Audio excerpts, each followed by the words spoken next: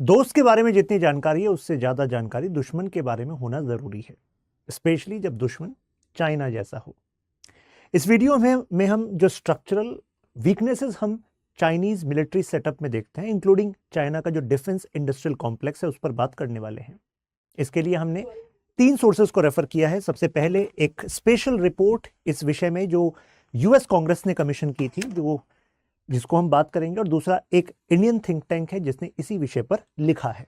ठीक, Xi Jinping का सपना है कि 2049 तक वो चाइना की डिफेंस फोर्सेस को वर्ल्ड क्लास बनाना चाहते हैं। अभी जो संख्या बल की बात करें, टोटल मिलिट्री पर्सनल्स की बात करें, तो करीब 2.3 मिलियन मिलिट्री पर्सनल्स हैं। इंडिया की अगर आप संख्या पूछते हो इंडियन आर्म फोर्सेस की, तो जो एक्टिव पर्सनल्स हैं उसकी संख्या 1.4 मिलियन बताई जाती है। लेकिन किसी भी दो देशों की जो मिलिट्री माइट होती है वो केवल संख्या से नहीं, इसके अलावा जो स्ट्रेटेजिक फैक्टर्स हैं उससे भी होती है। आप कहेंगे कौन से स्ट्रेटेजिक फैक्टर्स? इसी वजह से तो ये वीडियो जरूरी है। तो चलिए स्टेप बाय स्टेप समझते हैं। सबसे पहले उस रिपोर्ट को ही जरा देख लेते हैं जिस रिपोर्ट की हम बात करें। तो रिपोर्ट का जरा नाम देखिए, असेसिंग सिस्टमैटिक स्ट्रेंथ। तो दुश्मन की स्ट्रेंथ और वीकनेस पता होनी चाहिए। आप कहेंगे सर स्ट्रेंथ पे फोकस क्यों करना? अरे भाई, लड़ना है तो स्ट्रेंथ पे तो फोकस करनी पड़ेगी ना। और अगर उसकी स्ट्रेंथ हमसे ही बन रही हो या हमारे एलाइज से बन रही हो, तो उस स्ट्रेंथ को कुछ हम कट कर सकते हैं कि नहीं कर सकते? कट कर सकते हैं। ऐसी एक स्ट्रेंथ को यूएस ने कट करने के लिए चिप्स एक्ट लाया था, अभी बताएंगे कैसे। तो systematic strength and vulnerabilities of China's defence industrial base. तो डिफेंस भी और जो इंडस्ट्रियल बेस है, बेसिकली आपका मतलब है कि जो इंडस्ट्री है डिफेंस की, क्योंकि हथियार एटसेट्रा वही, उसी के बल पे तो भाई मिलिट्री चलेगी। तो ये यूएस कांग्रेस ने कमीशन की थी, इसने फाइनली अपनी रिपोर्ट दी, राइट। तो इसने Chinese defence industry along with जो मिलिट्री है उसकी वीकनेसेस पर बात की। हम दोनों पक्षों की बात करेंगे। चाइना का जो रिलायंस है, जो सबसे ज्यादा डिपेंडेंस है, वो हाई टेक इंपोर्ट पर है। कहने का मतलब ये हुआ कि जो इंपोर्ट हाई टेक्नोलॉजी वाला है, फॉर एग्जाम्पल जिसमें कि आईसी चिप्स लगनी है। जैसे कि इस रिपोर्ट ने एक बात कही है, आप भी मुझे लग रहा है कि इस बात से कंप्लीटली एग्री करेंगे कि जैसे 19th सेंचुरी में जो रोल निभा रहा था कोल, 20th सेंचुरी में जो रोल निभा रहा था पेट्रोल, आज की सदी में वो रोल निभा रही हैं आपके सेमीकंडक्टर्स। और सेमीकंडक्टर्स में फैब्रिकेशन, मैन्युफैक्चरिंग तो चाइना कर रहा है, बट द पॉइंट इज कि जब हम डिजाइन्स की बात करते हैं, उसमें इनोवेशन की बात करते हैं, तो इंटेलेक्चुअल प्रॉपर्टी राइट्स के विषय में that China is dependent on other Nations, B it US, France और अदर नेशंस। तो यानी कि यहां पर तो कंट्रोल किया जा सकता है। तो इसी बात को उन्होंने किया है। दूसरी चीज है वर्कफोर्स शॉर्टेज। आप कहेंगे वर्कफोर्स शॉर्टेज क्यों सर, इतनी जनसंख्या? अरे जनसंख्या बूढ़ी हो रही है ना, तो ऐसे में जो नई भर्तियां होंगी, नए जो एडमिशंस होंगे मिलिट्री में, उसकी संख्या में कुछ कमी आएगी कि नहीं आएगी? और आपको एक आंकड़ा दे देता हूं। अगर जो प्रेजेंट रिपोर्ट की बात करूं, जिसको मैं आगे कोट करने वाला हूं, अभी एज ऑफ नाउ 57 मिलियन आपके चाइनीज पेंशनर्स हैं। तो यानी कि चाइनीज सरकार को करीब 5,70,00,000 लोगों को अलग से पेंशन और अदर सोशल सिक्योरिटी स्कीम्स के तहत जो भत्ते एंड एटसेट्रा जो खर्चा है वो करना पड़ता है। तो ऐसे में टोटल डिफेंस बजट का जो एक बड़ा भाग है ग्रेजुअली बढ़ता जा रहा है रेवेन्यू एक्सपेंडिचर की तरफ। यानी कि वो खर्चा जिससे कि आपकी कोई विशेष मतलब जो एसेट्स होने चाहिए, जो मॉडर्नाइजेशन होना चाहिए चाइनीज आर्मी का, वो हो नहीं पाएगा। ये संकट इन पर मंडरा रहा है। वैसे 2049 का ये टारगेट कह रहे हैं कि वर्ल्ड क्लास बना देंगे इसको। देखते हैं भाई कैसे बनाएंगे, जरा ओल्ड वल्नरेबिलिटीज तो देख लें। Lack of transparency. जैसे इनका जो डिफेंस कॉम्प्लेक्स है, डिफेंस कॉम्प्लेक्स में आती हैं कई सारे डिफेंस सेक्टर की कंपनीज, उस पर जो चाइनीज कम्युनिस्ट पार्टी है उसका ही एक तरीके से एकाधिकार चलता है, मोनोपोली चलती है। और यहां पर है लैक ऑफ ट्रांसपेरेंसी, और जहां होती है लैक ऑफ ट्रांसपेरेंसी वहां पर क्या होता है? Corruption. Coming back to the report, तो रिपोर्ट ने कहा कि भाई चाइना तो खुद यूएसए पर निर्भर है और यूएसए की हेजेमनी को टक्कर दे रहा है। तो यूएसए ने कहा ये बड़ा सही बात कही है तुमने, हमें रिप्लेस करना चाह रहे हैं, हमारे एलाइज से ही फायदा ले रहे हैं। एजुकेशन की बात हो, रॉ मटेरियल की बात हो, एडवांस कंपोनेंट की बात हो, इंटेलेक्चुअल प्रॉपर्टी राइट्स, इन सब में यूएस या यूएस एलाई। तो आप कहेंगे सर एजुकेशन में कैसे? Sir Chinese university sir education में। अरे भाई, अगर हम एजुकेशन डायस्पोरा की बात करें वेस्टर्न कंट्रीज में और एशिया के सभी देशों के नंबर देखें तो सबसे ऊपर चाइना है। तो चाइना की एक बड़ी जनसंख्या एडवांस कोर्सेज में एनरोल है यूएस में और वेस्टर्न कंट्रीज की यूनिवर्सिटीज़ में और वहाँ से नो हाउ लेकर they are coming back to China, many people are coming back to China and getting into these sectors. तो अब यूएस से कह रहा है ठीक है, यानी कि अब एजुकेशन में जो एनरोलमेंट्स होंगे उसमें भी कुछ कड़ी हम चीज़ें कर सकते हैं, राइट। तो ऐसे में इंटेलेक्चुअल प्रॉपर्टी राइट्स तो वल्नरेबिलिटी है ना, एक तरीके से चाइना की डिपेंडेंस है इंटेलेक्चुअल प्रॉपर्टी राइट, यानी कि हाईटेक टेक्नोलॉजी, राइट। तो अब यूएस कह रहा है कि बाकी सब यूरोपियन नेशंस से कि जरा आप भी अपने यहाँ कानून लाइए, कितने देशों ने ले आए हैं, जिससे कि अब जो ऐसी टेक्नोलॉजीज हैं जिसका डुअल यूज हो सकता है, यानी कि कमर्शियल इलेक्ट्रॉनिक्स में भी यूज हो सकता है लेकिन उसका वेपनाइजेशन में भी इस्तेमाल हो सकता है, कुछ बदल कर चीज़ों को। तो ऐसे में वो चीज़ें अब चाइनीज़ कंपनीज को नहीं मिल पा रही हैं, उसमें मुश्किल आ रही है। तो एक तरीके से नकेल कसने वाला ये तरीका मिल गया इस रिपोर्ट से, ये फायदे होते हैं इस एनालिसिस के। नाउ रिपोर्ट ने कहा कि यूएस और इस एलाइज पे कई सारे ऐसे मिनरल्स को लेकर भी डिपेंडेंट है जो डिफेंस मैन्युफैक्चरिंग में इस्तेमाल होते हैं। तो डिफेंस इंडस्ट्री जिन मिनरल्स का इस्तेमाल कर रही है उसमें भी डिपेंडेंट है चाइना, पता लग गया। प्लस चाइना कितने सारी ऐसी कंपोनेंट्स हैं जो रशिया के थ्रू ले रहा था, यूक्रेन से भी कंपोनेंट ले रहा था, फ्रांस से भी ले रहा था, जो स्पेशली जो एयरक्राफ्ट और अपने जो नेवल शिप्स में यूज करता है।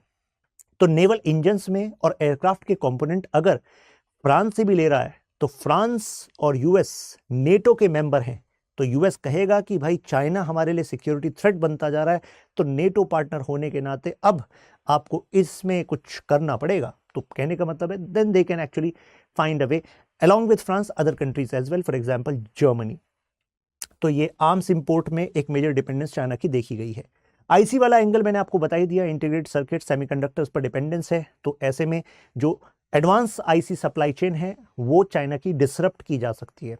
तो when I was preparing this lecture I was also looking into Chinese perspective कि उन्होंने इस रिपोर्ट पर क्या कहा। चाइना ने कहा कि देखो ऐसा है, रही बात टैलेंट पूल की, मतलब विद रिगार्ड टू आईसी, तो उनका कहना है कि हम ऑलरेडी आईसी सेक्टर में रिसर्च एंड डेवलपमेंट में काफ़ी कुछ कर रहे हैं जिससे कि हम अपनी ग्रेजुअल इस डिपेंडेंस को कम कर सकें। लेकिन इस जवाब का मतलब है अभी तो डिपेंडेंस है ना, तो अभी तो वल्नरेबिलिटी है ना। तो ऐसे में भाई रियलिस्ट पर्सपेक्टिव कहता है कि दुश्मन की वल्नरेबिलिटी के बारे में जानकारी आपको बहुत ज़्यादा होनी चाहिए और उसका समय से प्रयोग होना चाहिए। एक और देखिए मेजर चैलेंज, वर्कफोर्स। अब जब एक बड़ी जनसंख्या बूढ़ी होती जा रही है तो नई जनसंख्या मिलिट्री में तो आ ही नहीं पाएगी इतनी ज़्यादा दूर, क्योंकि चैलेंजेस तो आप ज़्यादा बढ़ा रहे हैं। दुश्मनी आपकी ईस्ट चाइना सी में जापान से भी है, साउथ चाइना सी में वियतनाम फिलीपींस से भी और इधर इंडिया से भी है। लेकिन आपके यहाँ वर्क ना तो आपको मिलिट्री पर्सनल्स में चैलेंज आएगा, वहां पर आएगा। दूसरा जो आपको डिफेंस सेक्टर में रिसर्च एंड डेवलपमेंट में लोग चाहिए, क्योंकि आप रिसर्च एंड डेवलपमेंट में पुश कर रहे हैं ना, चाइना पुश कर रहा है, तो उसके लिए भी क्वालिटी टैलेंट में आपको आगे मुश्किल आ सकती है। So that is what this report is saying कि यहां पर डिक्लाइन हम देख रहे हैं with regard to talent pool, क्योंकि पॉपुलेशन डिक्लाइन हो रही है एक तरीके से। अब अदर क्या इश्यूज है, ये हैं जो अभी प्रेजेंट हम चैलेंजेस इनके मिलिट्री सेटअप में देख रहे हैं apart from the defence industry. Military setup में एक तो है पीस सिंड्रोम। आप कहेंगे पीस सिंड्रोम मतलब क्या है, शांति का क्या सिंड्रोम होता है? देखिए शांति का सिंड्रोम का मतलब है 1979 के बाद से आज तक पीएलए ने, यानी कि जो इनकी लिबरेशन आर्मी है, पीपल्स लिबरेशन आर्मी, उसने कोई वॉर ही नहीं लड़ा है। अब आप देखिए इंडिया को, हमें तो अनुभव है 48 पाकिस्तान, 62 चाइना, 65 पाकिस्तान, 71 पाकिस्तान, 1999 कारगिल पाकिस्तान। तो हमें तो देखिए अनुभव बहुत ज़्यादा है। और प्लस हमारे इंटरनल इश्यूज, चाहे नॉर्थ ईस्ट वाला इशू हो, जम्मू एंड कश्मीर वाला इशू हो, तो हमारी फोर्सेस को तो फ्रंट फुट पे एक्टिव रहना होता है, ऑपरेशंस में एंगेज होना पड़ता है। प्लस जो कॉम्बैट एक्सपीरियंस की बात करें तो वी हैव ऑफिसर जो कारगिल में भी रहे। लेकिन यहाँ पर इनके कॉम्बैट एक्सपीरियंस वाले भाई 79 की बात है, आज 2023 चल रहा है। तो ये है पीस सिंड्रोम, राइट। तो यहाँ पर आप ट्रेनिंग तो देते हो ऑफिसर्स को, बट एक्चुअल जो प्रेशर होता है वॉर का, वहां पर डिसीजन मेकिंग में टेस्टिंग नहीं है। ये भी एक रिपोर्ट कह रही है यहाँ पर। तो PLA doesn't understand the intensity of modern combat, ये कह रहे हैं। तो रियलिस्टिक कॉम्बैट जो कंडीशन है इनको मिल नहीं पाई। हालांकि पीएलए कोशिश कर रही है मिलिट्री एक्सरसाइजेस के थ्रू वो इसको अपग्रेड करे। अब यहाँ पर देखिए क्या है, पीस डिजीज भी कहा गया, पीस टाइम हैबिट भी कहा गया। शांति में अगर तुम्हारी मिलिट्री एक्सरसाइज भी होती है तो you are not actually adaptive to the real challenge. और यहाँ पर पीस की फिर वो प्रॉब्लम्स भी हैं उनकी। नाउ स्किल्ड पर्सन का तो इशू होगा ही, जो मैंने आपको पॉपुलेशन से कनेक्ट करके बताया, तो दैट दिस इज वन। हालांकि जो इनकी सेंट्रल मिलिट्री कमीशन है उसके चेयरपर्सन शी जिनपिंग ही हैं। उन्होंने कहा कि अब हम बेटर इंसेंटिव मॉडल लाएंगे फोर्सेस के लिए, यानी कि सैलरी बढ़ाएंगे, इंसेंटिव लाएंगे जिससे कि टैलेंट पूल अट्रैक्ट कर सकें। तो कोशिश कर रहे हैं क्योंकि इन्हें भी पता है वल्नरेबिलिटी तो है, आने वाले समय में दिक्कत होगी। करप्शन आपको पता है, मोनोपोली अगर कहीं पर होगी तो जाहिर सी बात है, और ट्रांसपेरेंसी नहीं होगी तो करप्शन होगा। करप्शन के ऐसे केस हैं कि शी जिनपिंग से पहले जो हु जिनताओ थे उनके साथ जो टॉप लीडरशिप में 2 जनरल थे, इन्हीं पर करप्शन का चार्ज लगकर इन्हें हटाया गया। अगर इतने सीनियर ऑफिसर्स जो इससे पूर्व जो लीडर थे शी जिनपिंग से पहले हु जिनताओ उनके करीबी थे, अगर ऐसा हो रहा है तो मतलब कितने डीप रूटेड और कितने बड़े लेवल की बेसिकली खामियाजा मतलब गैप्स हैं यहाँ पर। इकोनॉमिक कॉस्ट की बात करते हैं, यानी कि जो टोटल मिलिट्री मॉडर्नाइजेशन पर ये खर्चा करने की बात करते हैं। 2049 तक इन्हें वर्ल्ड क्लास बनना है। मोस्ट इंपॉर्टेंट एस्पेक्ट क्या है? Military expenditure. अब आप देखिए कि इनका मिलिट्री एक्सपेंडिचर तो बढ़ा है, देखिए 2023 वाला जो लेटेस्ट डेटा है बढ़ा है, लेकिन मुद्दा यह है कि उसमें से कितना रेवेन्यू एक्सपेंडिचर है, कितना कैपिटल एक्सपेंडिचर है। रेवेन्यू एक्सपेंडिचर का मतलब क्या होता है? जैसे सैलरी, पेंशन, ऐसे खर्चे, रोजमर्रा के खर्चे जिससे कि आपकी मिलिट्री मॉडर्नाइजेशन कुछ नहीं हो रही, कोई आपके मिलिट्री के एसेट्स नहीं बन रहे। ऐसा नहीं कि आपने एयरक्राफ्ट कैरियर ले लिए हैं या फिर आपने शिप्स बना दिए हैं, मतलब या फिर प्लेन्स बना दिए हैं, हेलीकॉप्टर्स बना दिए हैं, तो कहने का मतलब है डिफेंस इक्विपमेंट्स नहीं, ये है रेवेन्यू एक्सपेंडिचर। तो इनका जो रेवेन्यू एक्सपेंडिचर वो लगातार बढ़ता जा रहा है। तो जैसे जैसे डिफेंस एक्सपेंडिचर बढ़ा रहे हैं, लेकिन जो प्रोपोर्शन है रेवेन्यू और कैपिटल का, रेवेन्यू बढ़ता जा रहा है। रेवेन्यू बढ़ने के 2 कारण हैं। एक तो इनकी पॉपुलेशन, जो आपको बताई, पॉपुलेशन वो भाई जो बूढ़ी हो गई है, और इनके जो डिफेंस पर्सनल्स हैं जो रिटायर हो गए हैं, तो उनकी पेंशन, सोशल सिक्योरिटी, ये सब आपको ध्यान रखना होगा, तो उस पर एक बड़ा खर्चा है। दूसरा, जो ऑलरेडी इनके पास वेपनरी है उसके मेंटेनेंस में बहुत ज़्यादा खर्चा हो रहा है। According to the report it is saying कि मतलब जितना ये खर्चा उस पुरानी मशीनरी पर कर रहे हैं, तो इनकी टेक्निकल कमेटी ने खुद उसको कोट किया, मतलब उस टेक्निकल कमेटी की रिपोर्ट को उस रिपोर्ट ने कोट किया जिस रिपोर्ट से हम ये एनालिसिस बना रहे हैं। कहा कि इतने में तो नया वेपन, नए जो नेवल शिप्स हैं वो कमीशन हो जाते, तो that's a challenge they are facing. ये 5.57 मिलियन यानी कि 5 करोड़ 70 लाख के आसपास पर्सनल्स हैं जिनकी ऊपर खर्चा करना ही करना पड़ेगा आपको, जिम्मेदारी है भाई आपकी। और ये संख्या जो है बढ़ती जा रही है, क्योंकि अगर किसी देश में स्टैंडर्ड ऑफ लिविंग बढ़ता है, धीरे धीरे इकोनॉमिक डेवलपमेंट बढ़ता है, तो भाई जो एवरेज लाइफ है वो भी बढ़ेगी। एवरेज लाइफ है तो बढ़ेगी, तो ज़्यादा अगर वो जिएंगे तो जाहिर सी बात है सरकार का जो टोटल बजट है, क्योंकि स्केल के लेवल पे सोचना पड़ता है ना, तो भाई वो पेंशन और वो तो आपको खर्च करना पड़ेगा।